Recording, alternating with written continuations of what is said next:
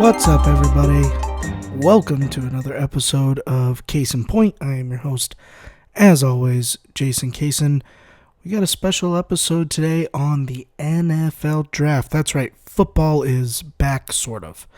It is awesome to actually be able to talk about real sports that happened with everything that's going on. You know, you're not seeing things on TV. You're not hearing very many stories because everyone's at home. And, you know, the draft, they ended up finding a way to do it at home and do it in a quarantine kind of style, and it worked. So we're going to dive right into this sucker, and we're going to talk about who won each round, what were some surprise picks, maybe some reaches, who's still available, how can teams still improve, and so on. So I hope you enjoy. We're going to dive right into this thing. So as I just said, the NFL draft obviously can't be held in a public place, can't have people there, which was supposed to be in Vegas, which I was supposed to go to. Super bummed about, especially since it's the home of my Raiders. But they found a way to make it happen. They didn't push the draft back. Draft stayed on schedule, which really gave the football community some hope. And they nailed it. You know, there was a lot of talks about potential issues with connections and internet, and can't have people at the facility still. And are we going to be able to, teams were worried about if they were going to be able to scout talent and be put in a situation where they can succeed and put good prospects and talent on the field for the players that are currently on the team. Well, there weren't very many hiccups. There was a couple issues where, you know, coaches and GMs didn't know that they were on camera just because things were moving so fast, and they were trying to create a scene with Roger Goodell and fans, because that is a big part of the draft. Obviously, for reasons not as popular as people would think, like, for instance, fans booing Roger Goodell because they don't agree with the GM stance, or fans cheering or booing certain picks. You know, that's all part of the experience. So they wanted to try to get it as close to a product that you would normally see on draft day as possible. So they had Roger Goodell in his basement or wherever he was on a Zoom call with each team when they made the pick, and the team had 8 to 12 fan representatives on a Zoom call. So you basically saw pictures of fans that were seeing Roger Goodell on this Zoom call and were in the background cheering while the pick was being announced. And then you saw the fans' reaction after the pick was made. There was a couple celebrity sightings in those. One of those being from my Raiders, Guy Fieri's a huge Raider fan. He was on one of the Zoom calls for some of the picks. But later, what didn't work was in the later rounds, because the draft will go over 3 days. So you'll have round 1, day 1, rounds 2 and 3, day 2, and then rounds 4 through 7, day 3. Well, as you started getting into those later rounds, those Zoom calls weren't filled anymore. They had, just pictures of the team's logo in the tile where a fan would normally be. Some were saying it was internet connection issues with the fans, and instead of showing a fuzzy picture, they would just show the team's logo. Other people were saying that they might not have been following quarantine guidelines, where they're having more than 10 people in their home, and, they're not social distancing, so that could have created an issue, and that's why they kind of blocked them out. But you could tell that as the draft moved on, more and more team tiles popped up, which kind of took away from the draft experience. But Roger Goodell did a great job. He announced his picks. He interacted with the fans. He even interacted with people that were commenting or sending in tweets while the draft was happening. There was jokes going around that he had like an M&M jar, and every time they would go to Goodell, the M&M jar was getting more and more empty. So he addressed that during the draft. So he was very hands-on. He was very interactive, which was very cool for most people. Me, as a sports fan, I loved it, obviously. As someone that, reports on some of the news as a podcaster and gives my point of view, it really doesn't bother me. A lot of people don't like Roger Goodell. That doesn't bother me. I understand how tough his position is, and I understand that, you're never going to like the person that's at the top of the food chain, whether they are actually making the moves or just the facial puppet for the people making the moves, which obviously Roger Goodell is, as he's the spokesman for the league, which is owned by the owners, all the teams. So, but Roger Goodell's done some pretty cool things recently. He basically requested his salary to get dropped to zero to help, all of his what would be salary can get donated to coronavirus and COVID-19 research, and food banks and so on and so forth. So deep down, I think he really is a good guy. There's a lot of teams out there that don't like him for the suspensions that he lays down. For me, I didn't like some of the decisions they made for like Avontes Burfict last year, obviously, because he was on my team. I can see how Patriot fans might get upset because of the rulings that they had with lack of evidence in certain cases, but he does a pretty good job. He's definitely not the best commissioner of all sports. I don't think he's as interactive with the players as he should be, but he did a really good job in this draft, and there's no complaints from me whatsoever. Aside from that, the actual product, the draft itself, how the teams performed, day one was really boring.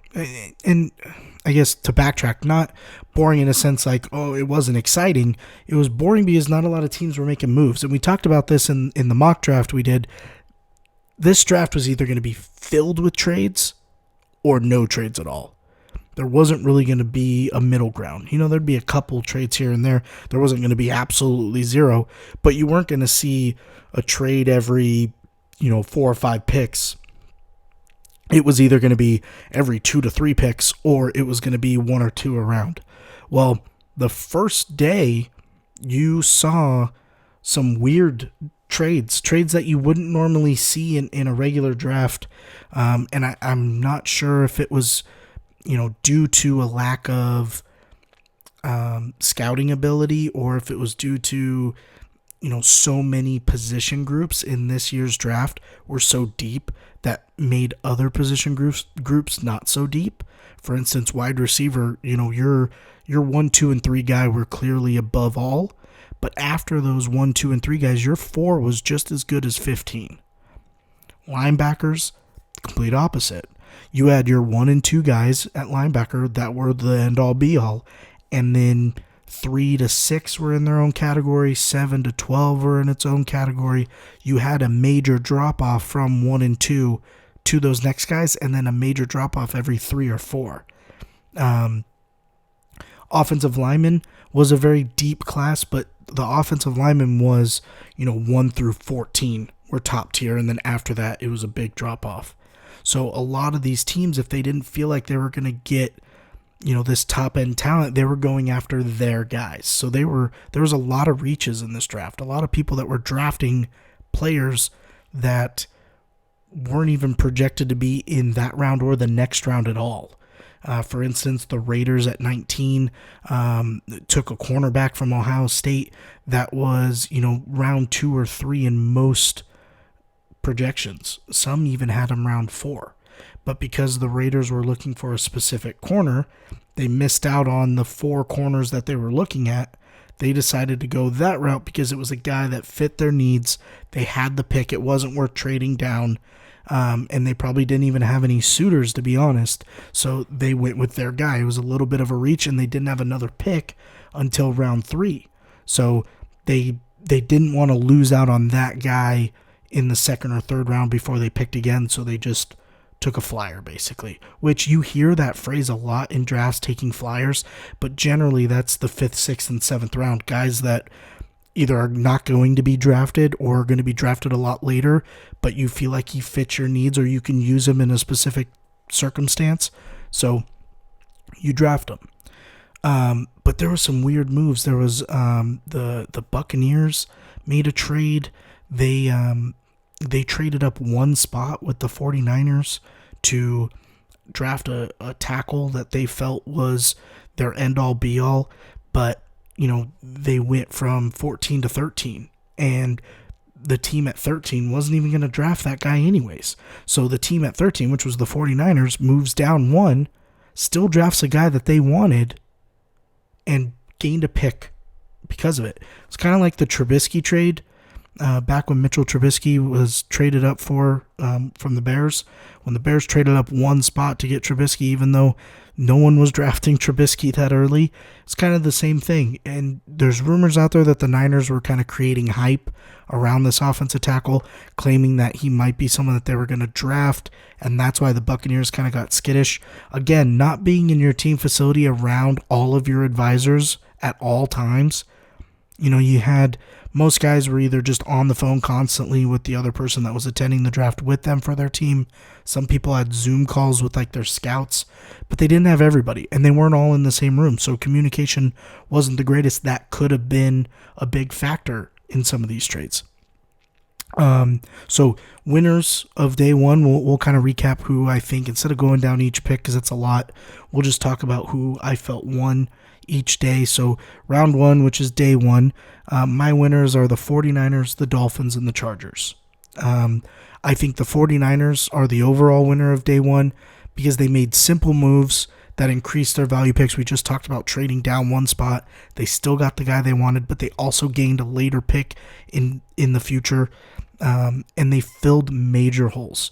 They filled all the gaps that they needed to with top-tier talent, and they were able to accumulate other picks. They were actually I believe they're the only team to every pick that they made in this draft wasn't given to them by the NFL through the draft process.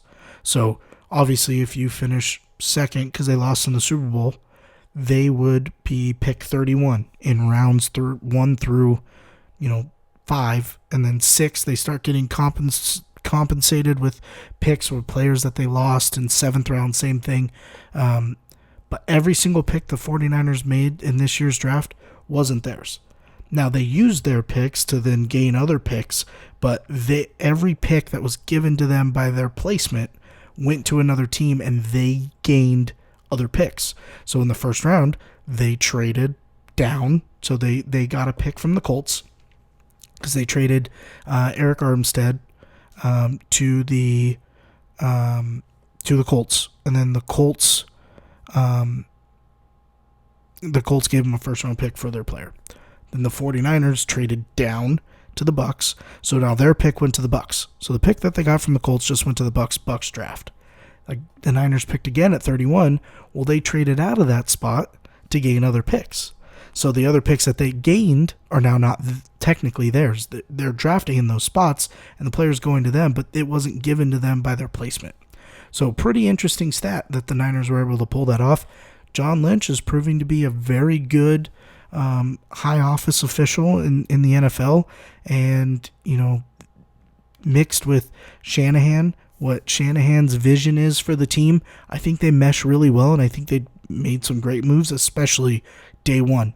Now the Dolphins, on the other hand, the Dolphins was more bulk over value itself. They obviously got Tua, which is who they've wanted for over a year. They tried to create this narrative that they were not going for Tua to try to think that they were drafting players that other teams wanted, like Justin Herbert, or offensive tackles like Andrew Thomas that the Giants ended up drafting.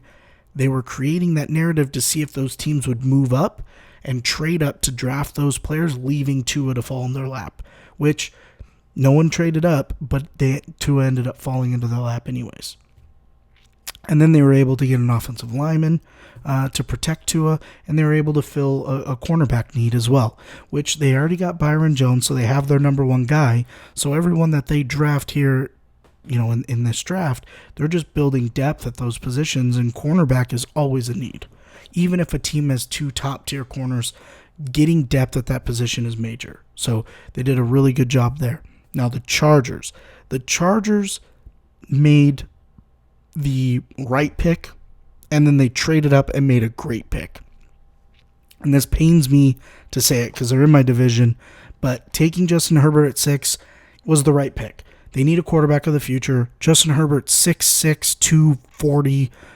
Kid's massive. He's athletic. He can throw the ball. He has a lot of decision-making issues, and I know that from being an Oregon guy, watching him play his entire career. He has a lot of decision-making issues, and he's very skittish when he's in the pocket, which everyone wants to look at his completion percentage, but they're not looking at the throws that he probably should have made that could have potentially gone the other way, but he doesn't even make those throws because he's so worried about turning the ball over. Those are things that he can work on. Those are things that can be coached, which is why he was the 6th pick of the draft.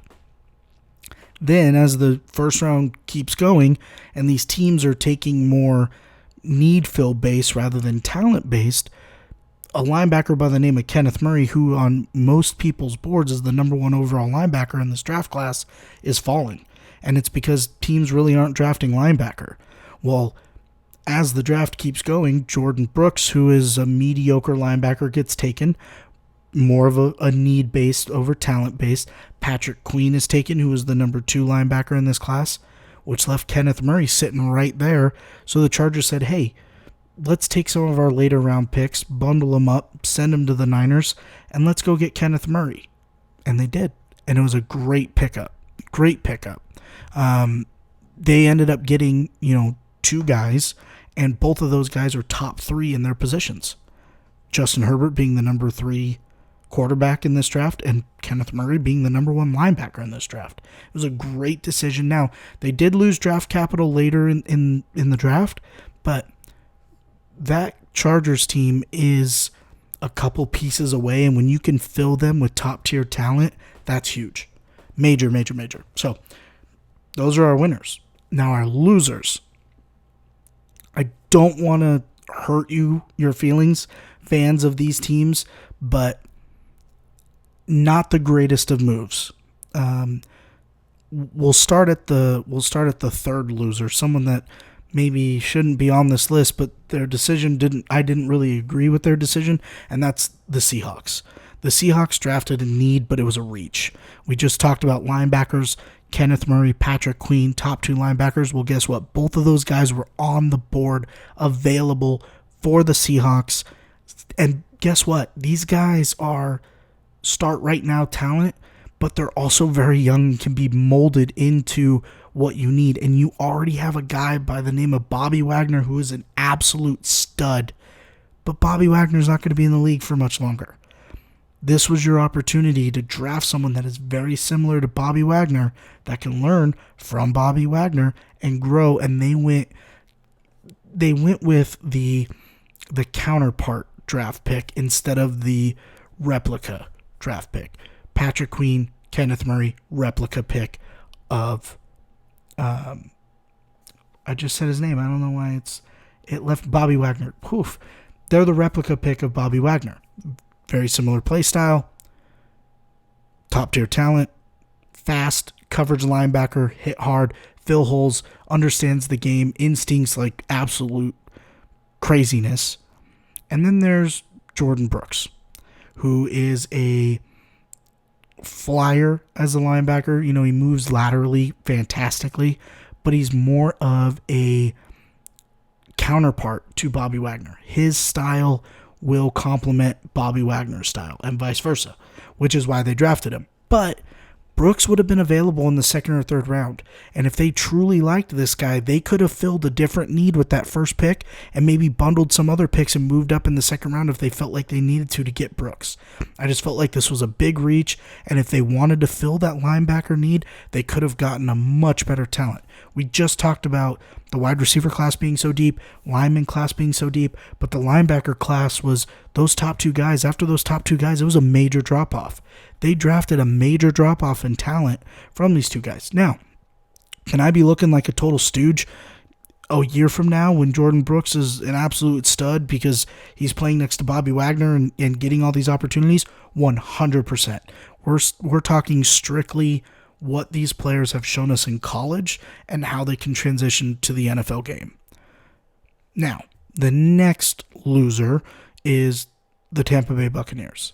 The Buccaneers have made a huge splash this offseason, getting Tom Brady, bringing in some veteran guys, and really trying to build a winning culture with Bruce Arians and try to compete for the Lombardi, which why wouldn't you? They brought in Gronk. I mean, they're ready to win now. So these draft picks need to resemble that, which can make you crazy. We talked about it a little bit earlier, that trade with the Niners, which is what made the Niners winners. Well, if they're winners, that means someone has to be a loser, and that's the Buccaneers. To give up, a fourth round or fifth round pick, whatever it was, to move up that one spot. Yes, you got your tackle of the future, but you're losing draft capital that can help you fill out a roster for a team that is win now based. And to then hear rumors after you made the pick that the Niners probably weren't even going for that guy, you still could have got your guy without even giving up that draft capital. So moves like that, yes, they're risky. It shows Bruce Arians has one thing in mind, and that's win, and he needs this guy. He wants this guy. He'll do anything to get this guy, which is cool. But I think looking back at it, it wasn't the right move. It was very aggressive, wasn't methodical, and that's not like Bruce Arians. And I think that is why the Bucs are on my losers list for day one. Now, the overall loser. I'm sorry, cheeseheads, but your Packers are words I can't say on this podcast. What are they thinking? I'm not even a Packer fan, and I feel bad for you guys. You see this logo? Years of drafts like this. I know your pain. I feel your pain. I feel for you. What are you doing? The one thing I can say is we've made some controversial picks and picks that have bitten us in the you-know-what, but we have never made those picks when we've had a franchise quarterback on our team. You guys have Aaron Rodgers. Aaron Rodgers, arguably the best quarterback in the league. And you trade up for Jordan Love?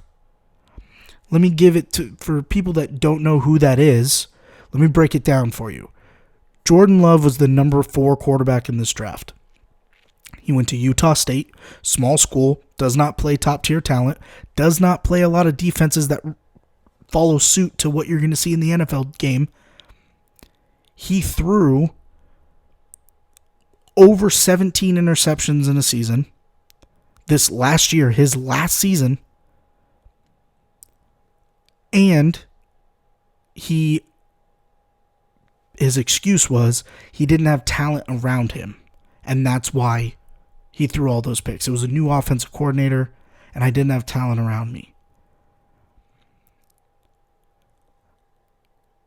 Sure, make that argument, whatever you want. You are playing against low-end talent in the college game, and you want to be an NFL quarterback. And guess what? Try making those excuses at the NFL game. Doesn't necessarily work. And they traded up for him.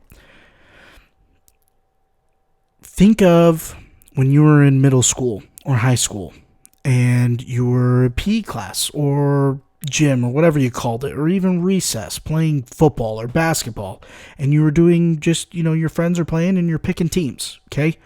Imagine the kid that was pretty good, but he always wanted the ball, or he was always saying he was open, but he never really produced, but you knew that he was capable of producing. That's Jordan Love. Now that kid that you drafted at recess or gym or whatever the heck you called it, are you picking him first? Are you giving up your first pick to draft the kid that runs a 4.2 40 that is on the actual football or basketball team to draft, to put that kid on your team? No. Well, that's what the Packers did. This pick makes absolutely no sense. No sense at all. Not only did they draft a quarterback that probably won't start for 4 years, they gave up draft capital to get him. There's been stats that have been put out since this draft that are mind-boggling. Aaron Rodgers has thrown to the fewest amount of first-round talent out of, all the Hall of Fame quarterbacks or soon-to-be Hall of Fame quarterbacks. The fewest, it's like one.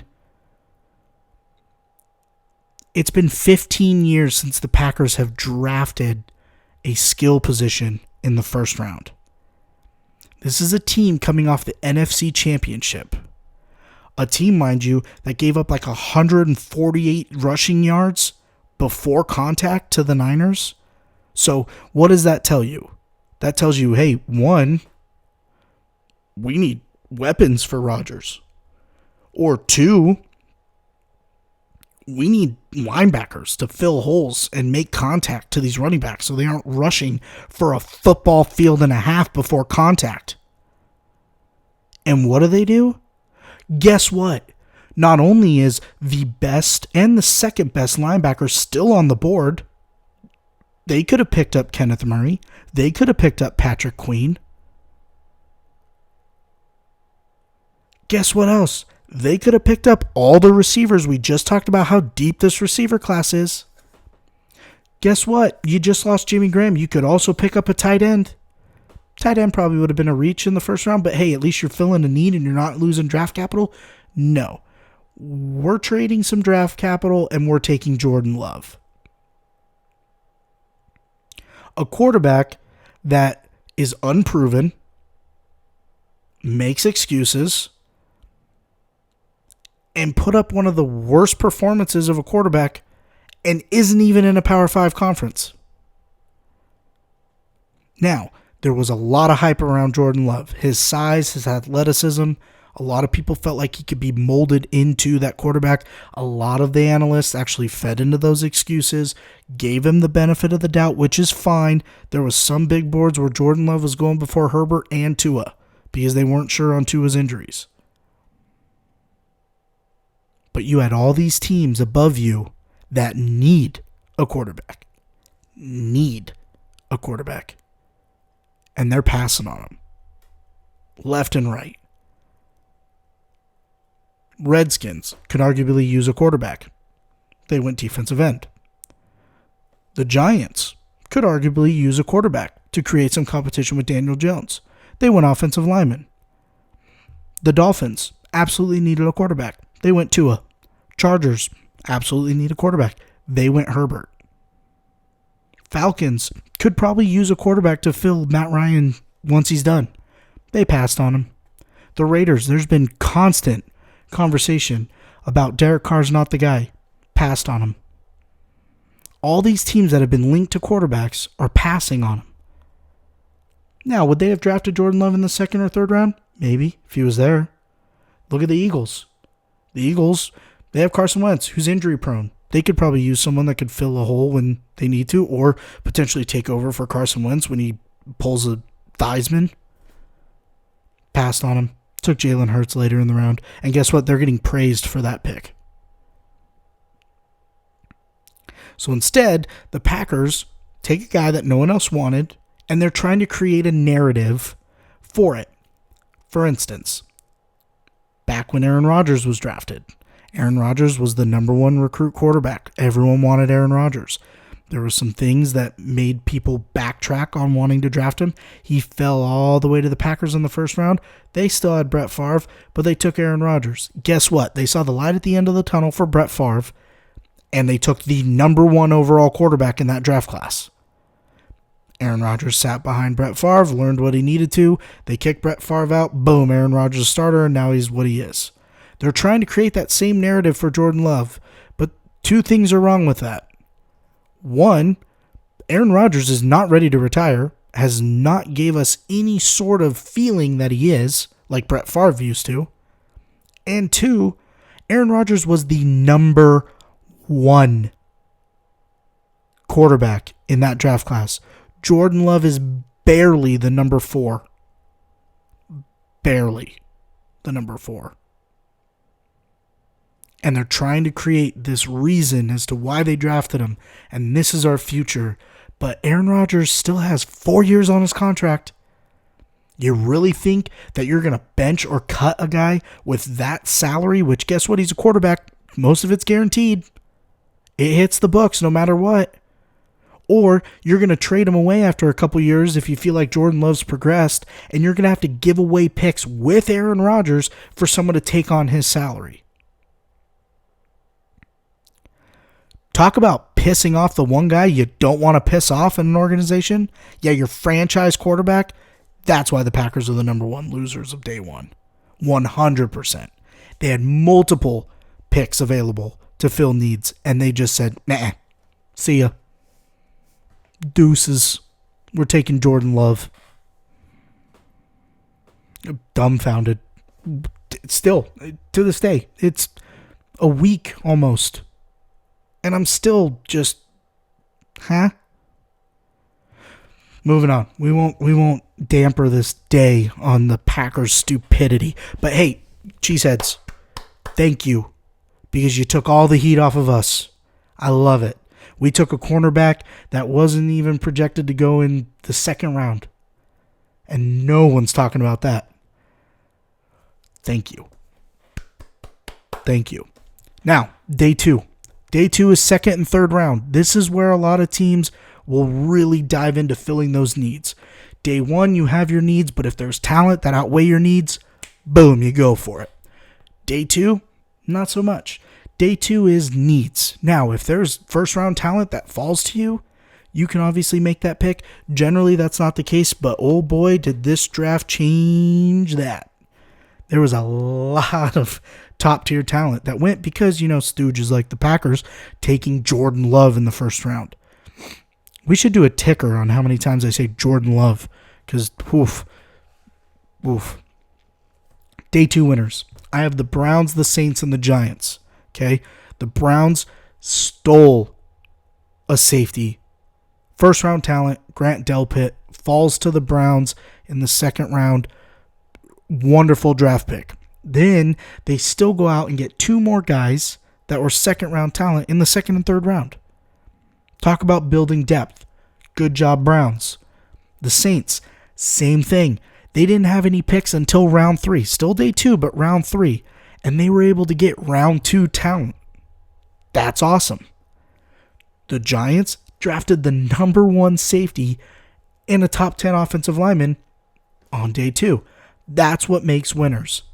And guess what? Safety and offensive line, both needs for the Giants. They needed it. They filled it. They nailed it. Those are our 3 winners for day 2. Now, losers. There's a familiar face in here. We'll start with the Rams. Rams kind of followed suit with the Packers. There's a lot of needs, the Rams. Oof, the Rams are a train wreck. This is one of those teams where recently went to a Super Bowl, tried to capitalize on that momentum, didn't make the playoffs, and then fire sale. Get rid of everybody, screw them, start over, keep the core, run it back. They didn't fill what they lost. They lost a lot of talent. A lot of talent. And talent that, not necessarily on the field, but like leadership talent, veteran talent. They lost it. Biggest needs? Linebackers and DBs. What do they draft?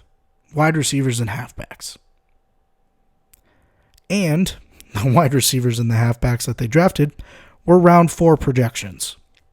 So basically, Sean McVay fell in love with a couple kids and drafted them. That simple. Didn't go over the top trying to get talent. Wanted needs that shouldn't have been real needs, and he filled them.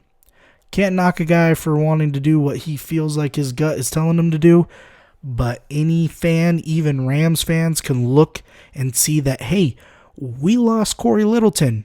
We need a linebacker. Hey, that year we went to the Super Bowl, yeah, LaMarcus Joyner was a big part of that. Yeah, we lost him. We need another DB. We need someone like that. Oh, hey, guess what? Jalen Ramsey's on our team, but he might not sign an extension with us. We need a corner. Bad. We lost Marcus Peters, too. We need defensive backs. No, we're going to go wide receiver. We're going to get this guy that was projected in the 4th round, even though we have Cooper Kupp, Robert Woods. But hey, we lost Brandon Cooks, and that's why we're drafting this guy.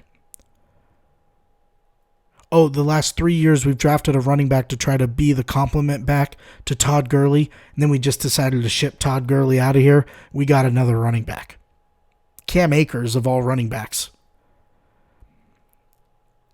Controversial picks for sure. Definitely didn't fill the needs that everyone feels like they needed to, but sounds like they were Sean McVay's needs. He's the head coach. He's a young head coach, and he's made a big imprint in this league, which is why a lot of people are following, what he's saying and what he's doing. We'll skip the familiar face and we'll go to Atlanta.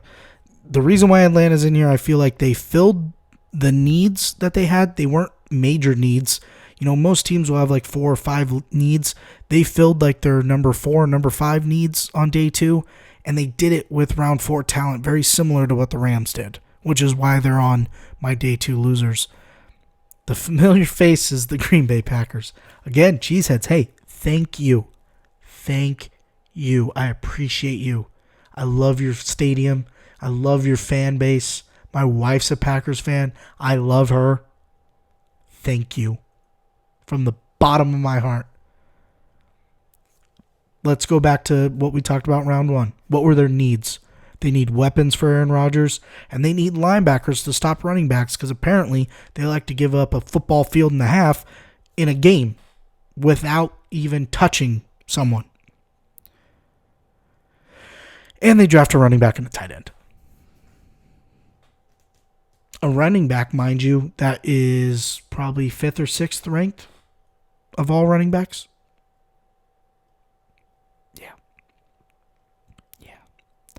And a tight end, which, hey, kind of a need. You lost Jimmy Graham, you need a tight end. Would have been great if they drafted, a top-tier tight end. No, they couldn't because they wasted some of their draft capital moving up for Jordan Love. They could have got Cole Kmet or Troutman. We didn't because we traded away our capital to move up and draft Jordan Love. So now, not only does our franchise quarterback have a limited amount of talent that he can throw to, but this new guy that we're going to build our franchise around, same thing. And hey, look, if I look like a stooge a year from now, cool. Bring it. I would love to be wrong in this case. Don't think I'm going to be wrong in this case, though. I could be, though. I just don't think I will. So that's our day 2 losers. Rams, Packers, Falcons. Day 3. Now, this is the boring part of the draft. Okay, this is the part where not a lot of people pay attention. If you're a diehard fan or you really need sports injected into your veins like this guy, you pay attention to day 3 of the draft. If you don't, you just look up your, team's Instagram feed and find out who you got. See if it was a need or not. So my winner is very simple, day 3. People that filled their needs and built depth. Bengals, Giants, Ravens. Giants and Bengals, not teams on the cusp. Teams that still need to rebuild, but they found positions that they can rebuild with. The Ravens, on the other hand, on the cusp. Built depth, helps your practice squad, helps your veterans, keeps your young guys young, keeps your old guys old. Good job, Ravens. Good job, Giants. Good job, Bengals. Losers. There is no familiar face on here. The Saints. I have the Saints on here because I feel like they traded away too much draft capital. Whether it was in the regular season or during the draft, they only had 1 pick day 3. A team like the Saints that is a very veteran-based team, you need to have depth for your practice squad, for injuries, and you do that through the draft, and they didn't do that. They only had 1 pick on day 3, 1 7th-round pick, and, they took a flyer, and it is what it is. Not going to really help you on draft day. Not a good decision, in my opinion. The other team, the Patriots. They, too, traded a bunch of draft capital. They had 4 picks in day 3, but they started the draft, going into the draft, with like 9 or 10 day 3 picks, just from trades, accumulating them, getting rid of veteran guys, and, getting compensation for, when a guy doesn't re-sign with them, they get, a tender to bring in another pick. They had all these picks that they traded to move up in certain spots and and bring on other players, and so they only had 4. So they traded a lot of draft capital to create not as much depth, which I think for a team like the Patriots, who's transitioning from Tom Brady, they need that. They need that right now. They need that depth. I probably look like an idiot questioning Bill Belichick, one of the greatest to do it, but when you look at the numbers, you look at these teams that build depth on day 3, they're usually the teams that have developed talent. The Seahawks did it forever, and look where it got them. Getting rid of that draft capital for 4 picks can be questioned. That's why they're my losers. And the other losers, unfortunately, my boys, the Raiders. There was a bunch of opportunities to trade down. Mike Mayock and John Gruden are very hard-headed. Looking back, they've even admitted that there was some opportunities to trade down or even trade up to get some guys that they liked. They ended up it's like one of those scenarios where you're skittish to do something and you don't do it and you miss out and you have FOMO, but then the other time you just jump right into something that no one else has done and try to take a chance, and it ends up being a really bad experience for you. It's kind of like that. They're in line for a roller coaster. Everyone's going on the roller coaster. Nah, I don't feel like going on the roller coaster. Everyone has a ton of fun on the roller coaster. You miss out. All your friends are on a boat. You talking about going in a shark tank. You decide to go in the shark tank. Shark bites your leg off. All your friends don't go in the shark tank. You took a flyer. Same thing. That's what the Raiders did. They missed out on some opportunities to trade down. They missed out on that roller coaster ride. They had some teams that would move up. They just didn't necessarily like the capital that they got back in return, and so they just took the guys that they knew would fill their needs. Well, with the way that they were positioned in round 3 on day 2, they had an opportunity to really gain some day 3 picks, and they missed out on those opportunities. And then in day 3, they had 2 opportunities to draft needs, and there was still a lot of talent in those needs. They ended up getting a corner, and a corner that is very good, very underrated, but they really needed another linebacker, and they had a couple options, and Troy Dye was a big one that I was pulling for, and they had an opportunity to go get him. They traded up. Everyone thought like, hey, they're going to take one of these guys that was round 2, round 3 talent that's still on the board. Nope, they went with a Clemson offensive lineman. Not necessarily a need. Now the Raiders have ties to Clemson. They obviously have like 5 or 6 guys that they've drafted from Clemson in the last 2 years. They believe in winning programs. Clemson's a winning program, so they bought in. I don't agree with it. That's why they're my loser. So, sad, my boys. But hey, when you admit it at the end, it shows that you know what you're doing, and not everyone makes the right decisions at the right time. But looking back, there was definitely some decisions that should have been made, and we missed out on a couple opportunities that I feel like we really could have capitalized on. Now, our overall winner of the draft, all 3 days, who did the best and what did they accomplish? So what do I determine as a winner? Well, they need to check all my boxes, and my boxes are: did you get top-tier talent? Did you make some splashes? Did you get some guys in there that are athletic, that are going to make people want to tune into your games? That's box number 1. Box number 2, did you fill needs? And did you fill those needs with top-tier talent? Or talent that is appropriate to the round that you filled the need in? So if lineman is your 4th need, did you fill that in round 3 or did you fill it in round 1? That's box 2. Box 3, did you create depth? Did you improve your team's overall stability? And that winner is the Miami Dolphins. Not only did the Dolphins get their franchise quarterback, who's going to have 1 year behind an Ivy League quarterback in Ryan Fitzpatrick, who, by the way, has played for multiple teams, understands multiple scenarios, a great person to sit behind. But they also built a young squad around him, drafting linemen to protect him, like Austin Jackson and Robert Hunt.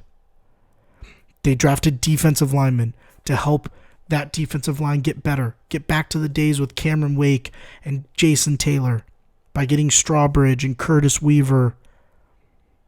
They improved the secondary to learn from the guys that they just signed. They just lost Minkah Fitzpatrick. That was part of one of the first-round picks that they got from the Steelers.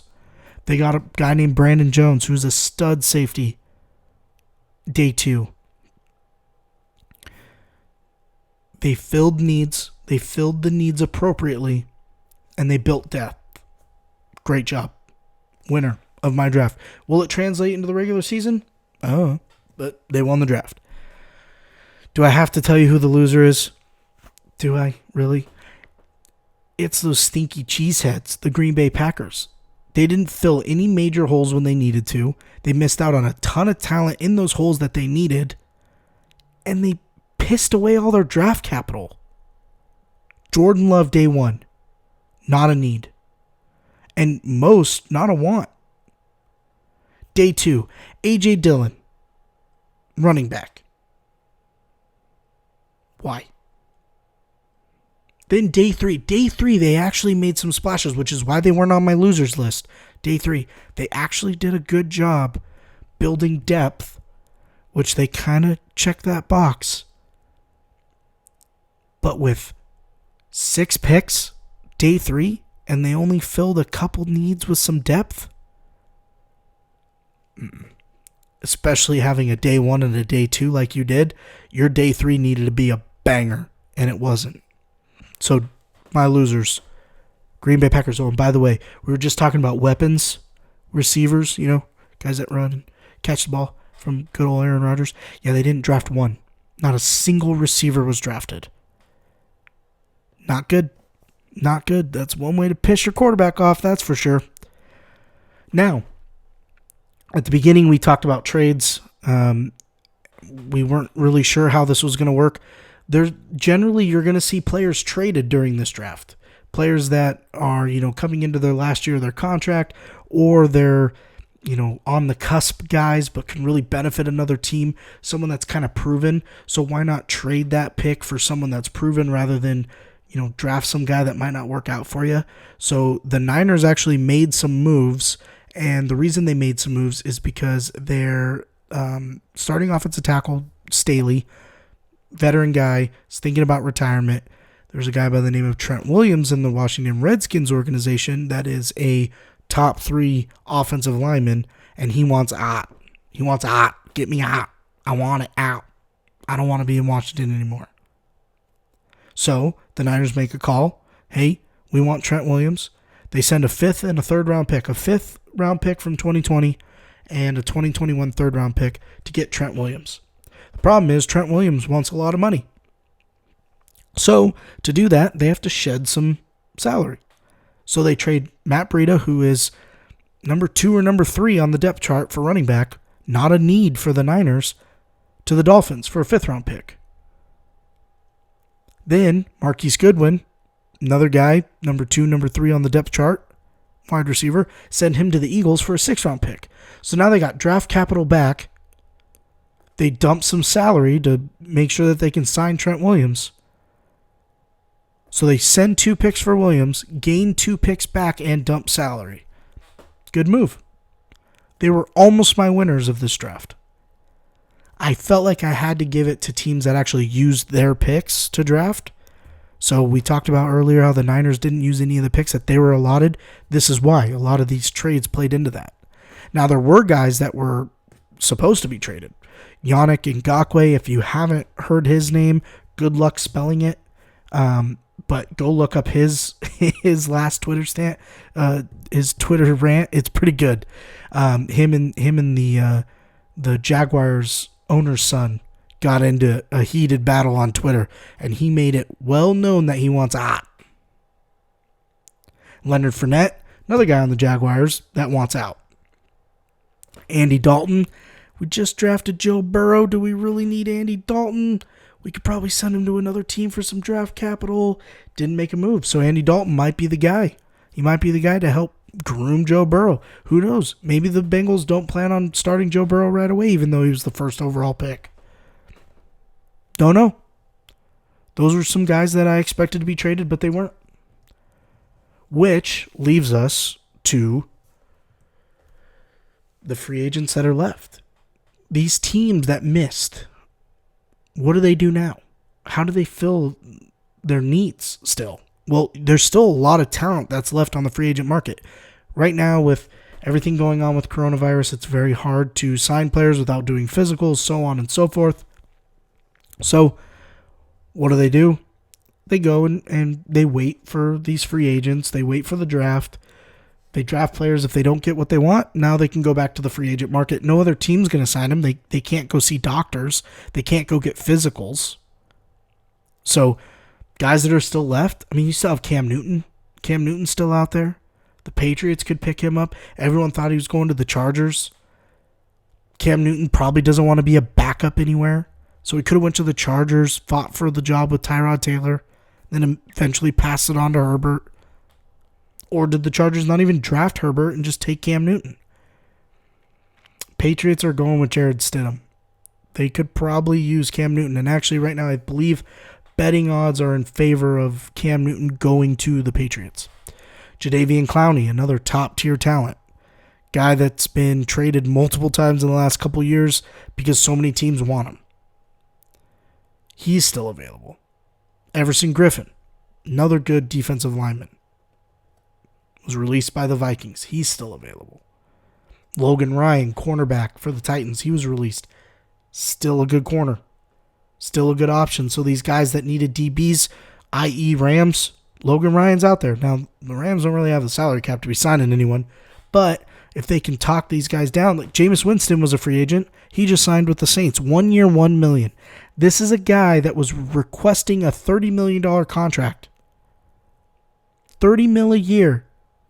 Because he feels like he's a top quarterback. He threw for over 5,100 yards. Yes, he threw for 30 interceptions, but he threw for 5,100 yards. He only got $1 million for 1 year to be the backup in New Orleans. Great move, by the way. Great fit. Perfect fit. But he only got 1 year. So you might be able to talk some of these top-tier talent guys down because this is a weird year. A 1 year contract. Prove everyone you're worth. Go get a bank bag somewhere else. Use us as your stepping stone. I don't care. Let's go win a ring. So, anyways, that's all I got for you guys today. I know it was a lot. We covered a lot of draft talk that you probably don't care about, and I'm not sorry because that's what I'm here for. I'm here to give you the stuff that you don't think about. I hope everyone is staying safe, being careful, social distancing, wearing a little mask, not listening to Future. You know, we're not taking those masks off. We have a crazy cool episode coming up next week, episode 27. Episode 25, we sat down with my boy Suspense, who is a SoundCloud rapper who drops some sick beats and some sick vibes, and he can really spit. Really cool interaction with him. Well, he has a counterpart who goes by Rambunk, who is also a rapper. He knows a lot about basketball, apparently, and I am super stoked to have the conversation with those two. They will be joining us next episode. We will be sitting down with them, talking some more basketball, some pretty cool news coming out, some things that can get you excited. Obviously, the Michael Jordan documentary has come out. There's 4 episodes in. By the time we have our conversation, we'll be 6 episodes in. We'll talk a little bit about that. It's going to be a pretty cool episode to discuss some sports, discuss some music some more. And we're going to start really working towards our next step as a network, bringing on those other podcasters, getting content out there for all of you, because I know not all of you want to listen to me talk about sports, but guess what? You still have to listen to me talk about something else. So sorry, not sorry. Love you guys, though. Appreciate the support and you guys tuning in for sure. But as we end every episode, may the sports be with you. Please stay safe, everyone. Love you. Peace out.